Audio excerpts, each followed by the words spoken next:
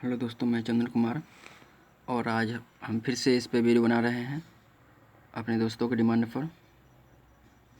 Planning by inducement is often referred to indicative planning. तो प्रोत्साहन द्वारा आयोजन को प्रायः सांकेतिक योजना माना जाता है। इस प्रकार की योजना में योजना बनाने वाला या तो प्रोत्साहन को सब्सिडी प्रदान करता है या मूल्य को नियंत्रित करता है।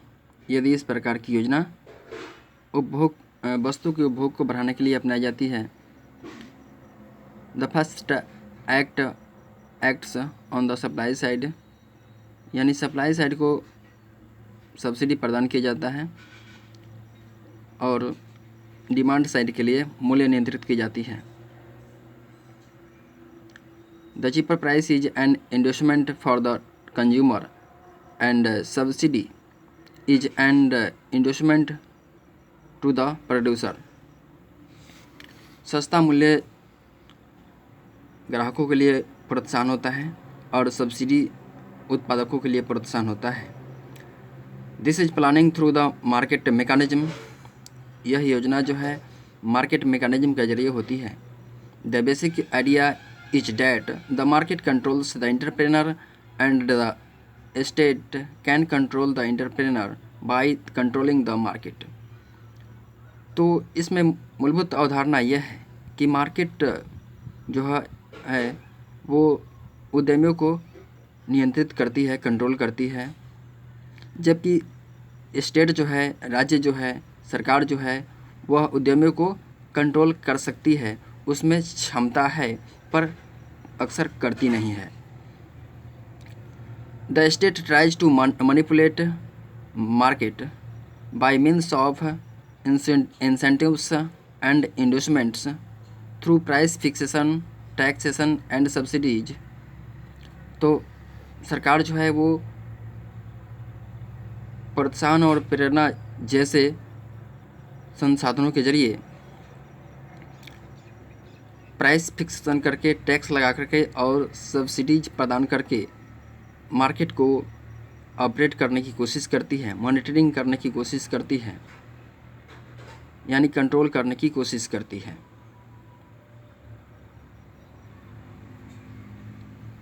तो वो प्राइस फिक्सेशन सब्सिडीज के जरिए और टैक्सेशन के जरिए करती है।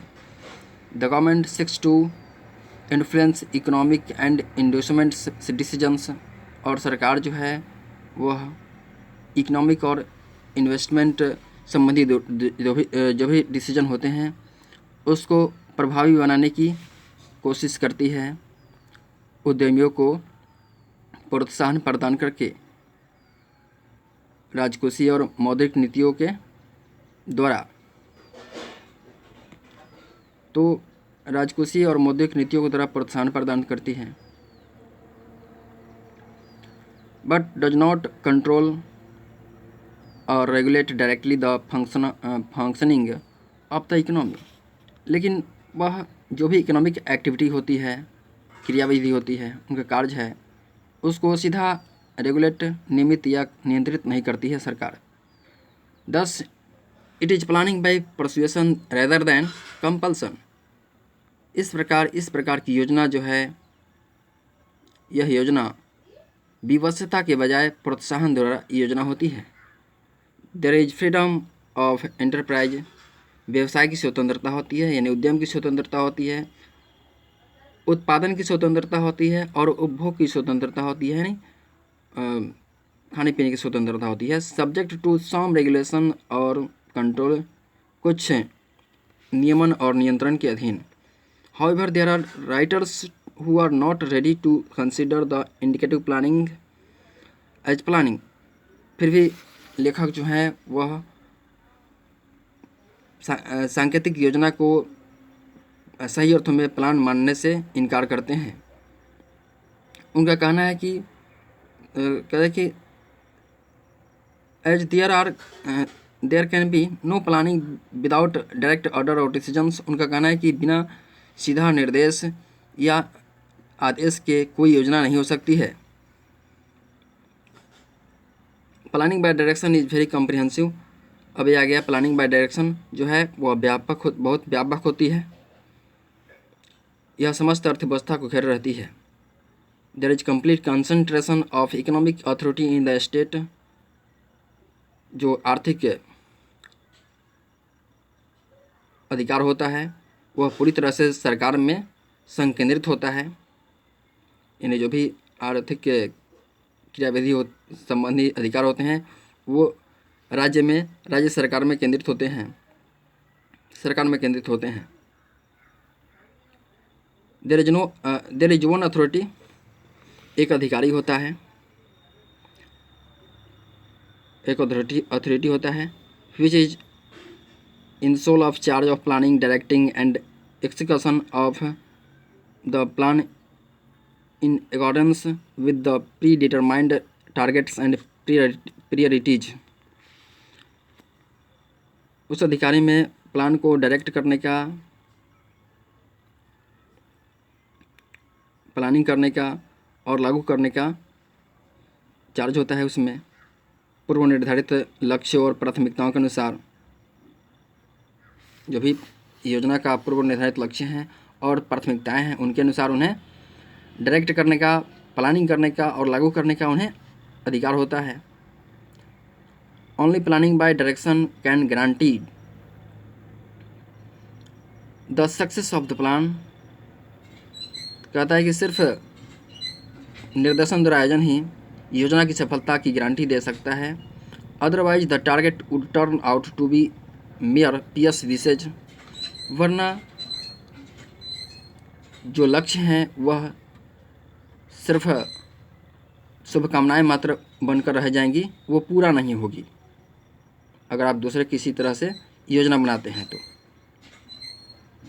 Planning bye direction implies detailed instructions being given both to producers and consumers।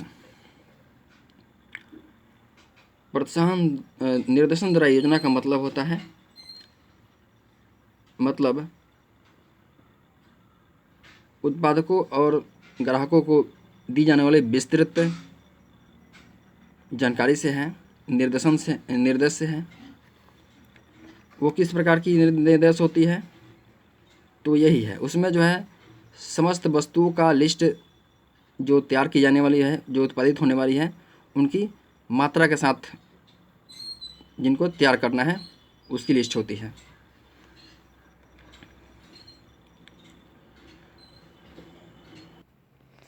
तो इस प्रकार से आपने देखा कि प्रोत्साहन द्वारा योजना में सरकार के पास क्षमता है मार्केट को नियंत्रित करने का, उद्यमियों को नियंत्रित करने का, लेकिन वो करती नहीं है। पर जब भी मंदी की कंडीशन आती है, तेज़ी की कंडीशन आती है अर्थव्यवस्था में, तो ऐसा करती है वो। जैसा कि मोदी सरकार ने अभी 2 स्टिमुलस पैकेज निकाला था, प्रोत्साहन पैकेज जारी किया था अर्थव्यवस्था में सुधार के लिए, तेज़ी लाने के लिए, क्योंकि अभी मंदी की स्थिति से गुजर रहा है अर्थव्यवस्था। अब हम निर्देशन राजन के परिभाषा को देखेंगे फिर से। निर्देशन राजन को आगे मूलक नियोजन भी कहते हैं। यह रूस जैसे समाजवादी समाज का अभिन्न अंग है। यह अबंध नीति की पूर्ण अनुपस्थिति को आवश्यक बना देता है। अबंध नीति क्या है, तो कहता है कि लेसेज फेयर यानी अबंध नीति is policy which is based on idea that the government and law should not interfere with the business, finance and conditions of people's working lives। यानी कि लोगों की वित्तीय, व्यवसाय और कार्य की स्थिति है, उसके साथ सरकार हस्तक्षेप नहीं कर सकती है, नहीं करना चाहिए। इस प्रकार का कहता है लेसेज फेयर नीति। यानी कि वो मना करता है हस्तक्षेप करने से और ये उसको अनुपस्थित कर देता है। मतलब इसमें सरकार हस्तक्षेप करेगी जो निर्देशन द्वारा आयोजन है। एक केंद्रीय प्राधिकरण होता है, ठीक है, इसमें एक अथॉरिटी होती है जो पूर्व निर्धारित लक्ष्यों तथा प्राथमिकताओं के अनुसार योजना का निर्देशन करता है और उसके निष्पादन का आदेश देता है। इस प्रकार की योजना व्यापक होती है और समस्त अर्थव्यवस्था को घेरे रहती है। जैसा कि डॉक्टर ओस्करलैंड ने कहा है, समाजवादी देशों में राष्ट्रीय योजना अनिवार्य अनुदेश का प्रतिनिधित्व करती है, ठीक ना, उसका प्रतिनिधित्व करती है, ऑर्डर का प्रतिनिधित्व करती है, जो राष्ट्रीय योजना होती है, जिसका विविध मंत्रालयों और उनके अधीन उद्यमों को पालन करना पड़ता है। ये योजना के अनुदेशों का पालन करने के लिए कर्तव्यबद्ध होते हैं। समस्त निजी, औद्योगिक तथा कृषि क्षेत्रों, बैंकिंग तथा परिवहन को राज्य अपने अधिकार में रखता है। इस प्रकार के संकेंद्रण के बिना राज्य के पास योजना के कार्य पूरे करने के संसाधनों का अभाव रहेगा और योजना में की गई व्यवस्थाएं शुभकामनाएं मात्र रह जाएंगी, जिससे संबद्ध कार्यान्वयन यानी लागू करने की कोई गारंटी नहीं होगी। इसमें एक और बात है कि प्लानिंग बाय इंडोसमेंट जो होता है वो क्या होता है, कैपिटलिस्टिक इकोनॉमिक प्लानिंग होता है, यानी कि जो प्रोत्साहन द्वारा जो हम योजना तैयार करते हैं वो क्या होता है, पूंजीवादी होता है, पूंजीवादी अर्थव्यवस्था होता है, उसको हम कहते हैं पूंजीवादी अर्थव्यवस्था। और डायरेक्शन द्वारा जो योजना तैयार किया जाता है वो क्या होता है, समाजवादी अर्थव्यवस्था होता है, यानी planning bye direction is socialistic economic planning. अब इसमें इसके लाभ गुण इसका दिया हुआ है। निर्देशन द्वारा आयोजन के गुण, निर्णय में तत्परता, लक्ष्यों की पूर्ति, आत्मनिर्भरता, समय एवं शक्ति की बचत।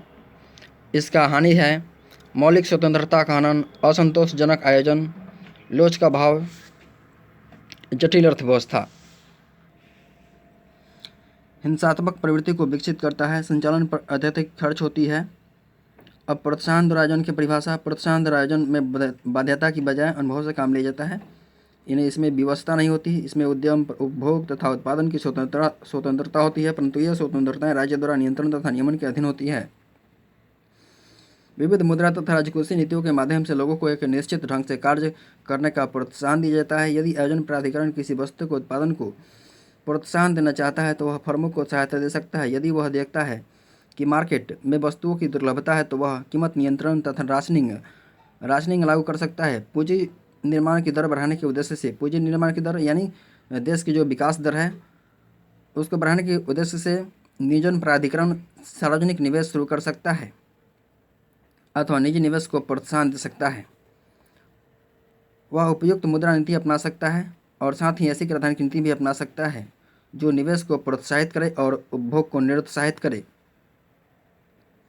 प्रोत्साहन द्वारा नियोजन के गुण, प्रोत्साहन द्वारा नियोजन मानव की श्रेष्ठ प्रवृत्तियों में विश्वास का प्रतीक है। इसकी मूल धारणा यह है कि मनुष्य तर्क संगत अथवा न्याय संगत बातों को तुरंत अपनाकर राष्ट्रीय हित में कार्य करता रहे। इसलिए प्रोत्साहन द्वारा नियोजन में उत्पादन तथा वितरण को प्रेरणा दी जाती है, आदेश नहीं दिया जाता। इसमें इसके लाभ क्या हैं, स्वतंत्र होता है, इसमें भ्रष्टाचार नहीं होती है, जन सहयोग मिलता है, प्रकाशन में कम खर्च होता है। इसके दोष क्या हैं, यानी इसकी हानि क्या है, उपयोग में कमी न होना, लोगों को प्रोत्साहन देने के बाद भी वो किसी वस्तु के उपयोग में कमी नहीं करते हैं। दूसरा, मुद्रा प्रसार या मुद्रा संकुचन की स्थिति आ जाती है। साधनों में गतिशीलता का अभाव होता है। मार्ग व पूर्ति में सामंजस्य का अभाव होता है, मांग व पूर्ति में सामंजस्य का अभाव होता है।